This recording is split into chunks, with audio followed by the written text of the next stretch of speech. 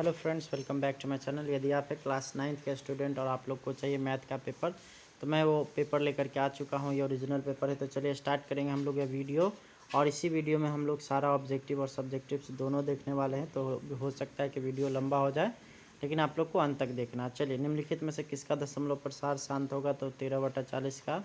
अगला है, निम्न में से कौन 1/3 का दशमलव रूप है? तो 3.6 पे पावर रैंकिंग, 2.5 पे पावर रैंकिंग का p/q रूप क्या होगा? तो 5/9। अगला है, पाई का सन्निकट मान क्या होता है? तो 22/7। अगला है, 1/5 और 1/4 के बीच की संख्या क्या होगी? तो 9/40। अगला निम्नलिखित में से √3 का दशमलव प्रसार क्या होगा? तो 1.732।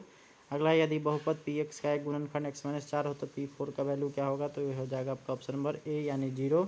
अगला है, x² - 3x + 5 को x + 1 से भाग देने पर शेषफल होगा, तो ये हो जाएगा आपका ऑप्शन नंबर डी यानी 9। अगला हम लोग देखेंगे तो बहुपद x⁴ - x³ - 4 का घात क्या होगा? तो ये हो जाएगा 7। अगला है, 2/3 x⁴ - x² + 3x - 1 का मान x = 3 पर क्या होगा? तो ये हो जाएगा आपका ऑप्शन नंबर बी यानी कि 17। आगे की ओर हम लोग बढ़ेंगे। तो यहाँ पे यदि px = x² - 3x + 5 हो तो p0 का वैल्यू क्या आ जाएगा? तो यह आ जाएगा आपका ऑप्शन नंबर ए यानी 5। अगला हम लोग देखेंगे 4 - x² में x² का गुणांक क्या है? तो ये हो जाएगा आपका ऑप्शन नंबर सी यानी कि -1। अगला, रैखिक बहुपद का अधिकतम घात होता है, तो ये हो जाएगा आपका ऑप्शन नंबर बी यानी 1। अगला, निम्नलिखित में से कौन बहुपद मानक रूप में है? तो ये हो जाएगा आपका ऑप्शन नंबर सी यानी कि 3x² - 12x - 7। अगला है, 2/5, 2/3, 3/5 और 5/6 में कौन सबसे छोटा है? तो ये हो जाएगा 2/5। अगला हम लोग देखेंगे, पाई कैसी संख्या है? तो पाई एक अपरिमेय संख्या है। अगला है, 2x⁴ + x² + x में x से भाग देने पर क्या भागफल मिलेगा? तो 2x² + x + 1। अगला है, निम्नलिखित में से कौन बहुपद px = 3x² - 2x के शून्यक है? तो ये हो जाएगा आपका ऑप्शन नंबर ए यानी कि 2/3। अगला हम लोग देखेंगे तो 105 डिग्री का संपूरक कोण क्या होगा? तो 75 डिग्री। दो भिन्न बिंदुओं के कितनी रेखाएं गुजर सकती हैं? तो एक। अगला सवाल हम लोग देख सकते हैं। अगला सवाल जो आ रहा है वो है हम लोग का यहाँ पे त्रिभुज ABC में कोण A = 40 और कोण B = 75 हो तो कोण C का वैल्यू क्या हो जाएगा? तो ये भी हो जाएगा आपका ऑप्शन नंबर ए यानी 45। अगला हम लोग देखेंगे तो अगला जो यहाँ पे आ रहा है सवाल वो है आपका, सॉरी, यहाँ पे अगर बात किया जाए तो कोण C का जो वैल्यू हो जाएगा ना, वो होगा 65 डिग्री। यहाँ पे 75 गलती से लगा हुआ है, ये 65 डिग्री हो जाएगा। अगला है, त्रिभुज ABC में कोण B एवं कोण C पर बने बहिष्कोण क्रमशः 100 और 100 है, तो कोण BAC का मान क्या होगा? तो ये हो जाएगा आपका option number 20, option number B यानी 20 डिग्री। अगला, समांतर चतुर्भुज के सम्मुख कोण होते हैं? तो ये हो जाएंगे आपका ऑप्शन नंबर ए संपूरक। अगला है, चतुर्भुज के चारों कोणों का योग कितना होता है? तो 4। अगला, त्रिभुज ABC में कोण A = 120 एवं AB = AC हो तो कोण B और कोण C में से प्रत्येक बराबर होंगे, तो ये हो जाएगा आपका ऑप्शन नंबर ए यानी 30 डिग्री। अगला, बगल की आकृति में AB समानांतर CD है और कोण PQR बराबर है, तो ये हो जाएगा आपका ऑप्शन नंबर बी यानी 55। अगला है, एक रेखा पर कितने बिंदु होते हैं? तो अनंत। अगला हम लोग देखेंगे तो अगला सवाल यहाँ पे समबाहु त्रिभुज के प्रत्येक कोणों का माप क्या होगा? तो ये हो जाएगा आपका ऑप्शन नंबर बी यानी 60 डिग्री। अगला है, किसी त्रिभुज में कम से कम कितने न्यून कोण होते हैं? तो ये हो जाएगा आपका ऑप्शन नंबर ए यानी कि 2। अगला है, एक बिंदु के निर्देशांक -1, -4 हो तो किस चतुर्थांश में होगा? तो ये हो जाएगा आपका ऑप्शन नंबर सी, ये हो जाएगा तृतीय। अगला, किसी बिंदु के निर्देशांक 3, 4 है तो y अक्ष से इसकी दूरी क्या हो जाएगी? तो 3। अगला, द्वितीय पाद से किसी बिंदु के भुज का चिन्ह क्या होगा? तो ये हो जाएगा आपका ऑप्शन नंबर बी यानी ऋण। आगे की ओर हम लोग चलेंगे तो अगला यहाँ पे आ रहा है, मूल बिंदु के निर्देशांक होते हैं, तो 0, 0 यानी ऑप्शन नंबर सी। अगला है, बिंदु 4, 5 और 3, -2 दोनों अवस्थित हैं, तो x अक्ष के एक ओर। अगला सवाल हम लोग देखेंगे तो किसी बिंदु का निर्देशांक 5, 0 है तो वह बिंदु कहाँ स्थित होगा? तो y अक्ष पर, सॉरी, x अक्ष पर होगा, x अक्ष पर ये स्थित है। ये वाला आपका ऑप्शन नंबर ए गलत है, ऑप्शन नंबर बी सही है। अगला सवाल हम लोग देखेंगे तो अगला सवाल यहाँ पे आ रहा है, एक समद्विबाहु त्रिभुज का आधार 30 सेंटीमीटर, इसका क्षेत्रफल 120 सेंटीमीटर स्क्वायर, तो इसकी परिमिति क्या हो जाएगी? तो 60 सेंटीमीटर। अगला हम लोग देखेंगे तो यदि ए बी और सी त्रिभुज की भुजाएं हो तो त्रिभुज का अर्ध परिमाप क्या हो जाएगा? तो a + b + c/2। अगला हम लोग देखेंगे तो अगला है, किसी घन के किनारे की लंबाई l इकाई है तो घन के पृष्ठ का क्षेत्रफल क्या हो जाएगा, तो ये हो जाएगा आपका ऑप्शन नंबर डी यानी 6 मल्टीप्लाइड बाई एल स्क्वायर।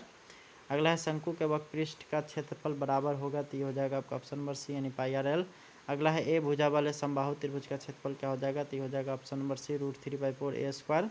अगला है एक समलंब का क्षेत्रफल 600 सेंटीमीटर स्क्वायर तथा समांतर भुजाओं के बीच की लंबिक दूरी 24 सेंटीमीटर है, तो यदि समांतर भुजाओं में से एक 38 सेंटीमीटर तो दूसरी भुजा क्या होगा, तो इसका आंसर आप लोग कमेंट कर करके बताएंगे। आगे की हम लोग देखेंगे। तो अगला है किसी गोले का पृष्ठ क्षेत्रफल डैश होता है तो जब उसकी त्रिज्या r इकाई हो तो 4πr²। अगला हम लोग देखेंगे तो किसी समचतुर्भुज के भुजाओं में से प्रत्येक भुजा 13 सेंटीमीटर है और एक विकर्ण 24 सेंटीमीटर, दूसरे विकर्ण की लंबाई क्या हो जाएगी, तो ये हो जाएगा ऑप्शन नंबर सी यानी 10 सेंटीमीटर। अगला हम लोग देखेंगे तो एक समबेलन का आधार का व्यास 42 सेंटीमीटर है और उसके वक्र पृष्ठ का क्षेत्रफल 1320 सेंटीमीटर है, तो उसकी ऊंचाई क्या हो जाएगी, तो ये हो जाएगा आपका 10 सेंटीमीटर यानी ऑप्शन नंबर बी। अगला हम लोग देखेंगे तो यदि किसी गोले की त्रिज्या तिगुनी हो जाती है तो उसका आयतन कितना गुना हो जाएगा, तो 27 गुना। अगला है वह मान जो वर्ग की उच्च सीमा और निम्न सीमा के ठीक बीच में रहता है क्या कहलाता है, तो वर्ग चिन्ह कहलाता है। अगला हम लोग देखेंगे तो 0, 5, 5 से 10, 10 से 15 कैसे वर्ग अंतराल है, तो अंतिव्यापी।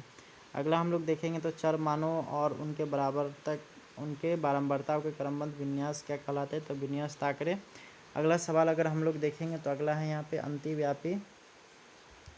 अंतिव्यापी विधि से वर्ग अंतराल 11 से 15 की लंबाई क्या हो जाएगी, तो 13 हो जाएगी। अगला हम लोग देखेंगे तो आंकड़े 1, 5, 3, 4, 2, 7, 12 का माध्य क्या हो जाएगा, तो 4। अगला है 4x² माइनस 4x + 1 के गुणनखंड हैं, तो इसका आपका हो जाएगा आपका ऑप्शन नंबर सी। यहाँ हो गया आपका 2x - 1 2x - 1। आगे की ओर हम लोग चलेंगे तो एक बिंदु की कोटि धनात्मक है तो यह बिंदु कहाँ अवस्थित है, तो एक अक्ष के ऊपर। अगला है यदि बहुपद px का एक गुणनखंड x - 4 हो तो p4 का वैल्यू क्या हो जाएगा, तो 0।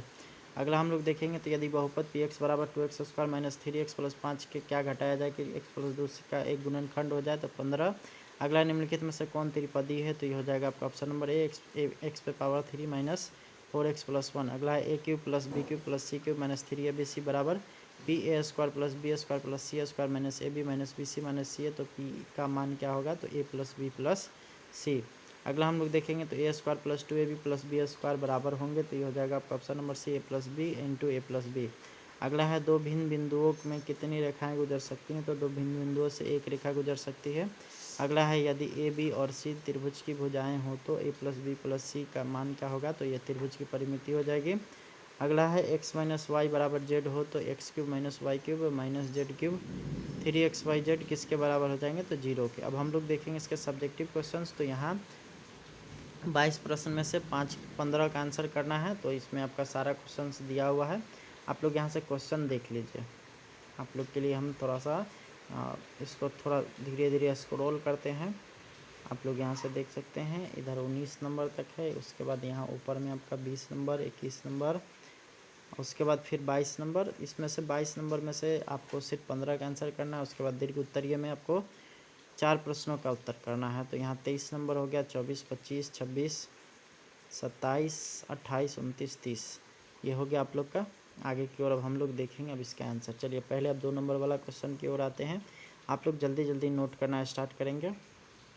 यहाँ पे इस तरह से आप लोग लिख सकते हैं। आगे की ओर अगर हम लोग 3 नंबर क्वेश्चन की बात करें तो 3 नंबर का इस तरह से आंसर हो सकता है। उसके बाद 4 नंबर का बात किया जाए तो इस तरह से आंसर हो सकता है, और उसके बाद 8 नंबर का बात किया जाए तो इस तरह से हो सकता है। 9 नंबर का बात किया जाए तो इस तरह से हो सकता है। उसके बाद 12 नंबर का बात किया जाए तो इस तरह से हो सकता है। आप लोग इस तरह से रोक रोक करके वीडियो देख सकते हैं। 15 नंबर का बात किया जाए तो इस तरह से हो सकता है, 3 हल लिखना था। उसके बाद 18 नंबर का इस तरह से हो सकता है, 5 नंबर का इस तरह से हो सकता है, 6 नंबर का इस तरह से हो सकता है, 7 नंबर का इस तरह से हो सकता है, 13 नंबर का इस तरह से हो सकता है। इस तरह से आपका सारा क्वेश्चंस यहाँ पे डील हो गया है। तो मिलते हैं आप लोग से नेक्स्ट वीडियो में। Thanks for watching, bye bye.